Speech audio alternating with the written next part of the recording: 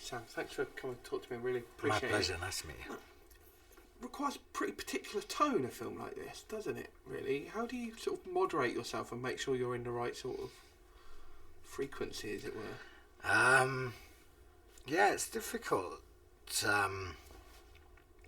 But we talked a lot about it beforehand, so you hope you're on the same page by the time you're on set. And there was a certain amount of rehearsal as well.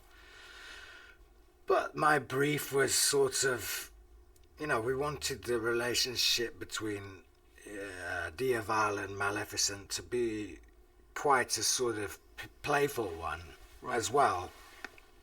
I mean, he's fiercely loyal to her, but they also bicker with one another after they've been together a long time, like people do. Do you remember those conversations that you had before? I guess, like, Robert, most of them would have...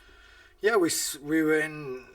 Which is quite a privileged, really, situation, because you don't often get a lot of rehearsal time or something. But we had we were in Pinewood, and there was a room there, and Rob and Angie and I went through the scenes, and then you do it also on set. You try one a little bit more, one a little bit less, one in the middle. And we're looking at it now. Where on your register is it landed then? If you're going from 0 to 10, say, where is Robert's taste? Where's the edit's taste ended up in? I've not seen it. I don't know which one they chose. Right. Angelina was the first name attached to this way back when. It seems like it must have been something she was very careful and passionate about.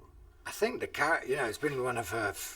I've heard her say that it's, was always her favourite Disney character as a child growing up, and it's, she was totally dedicated to it and spent an awful lot of time, carefully,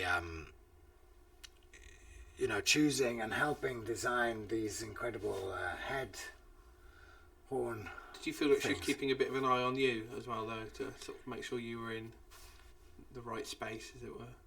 Well, yeah, I mean, because, there's a partnership there as well. So, I mean, our clothing sort of match to some extent. Right.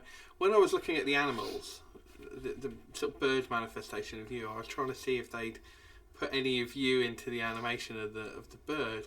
I can't.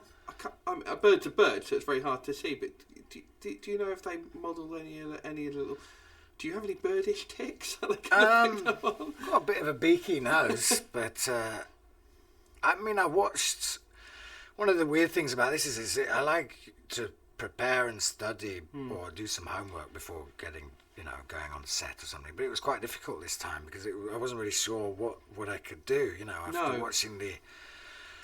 Well, we had an idea, and Rob, also thought it was a good idea if I mean, they brought in some real ravens for me to study, which was quite surreal. We were sort of sitting in a room and he was sitting on the table, was the raven, and I was sitting at the end of the table, and we just sort of looked at each other for a while, and I had a movement coach there with me, which was really helpful, and we sort of talked about what it is he's doing, with his head or things like that, and whether we would use that or not, or whether Rob wanted certain ticks or not, it was still somehow, to spend that much time with the ravens, somehow, maybe subconsciously, some of it sort of osmosis filters in.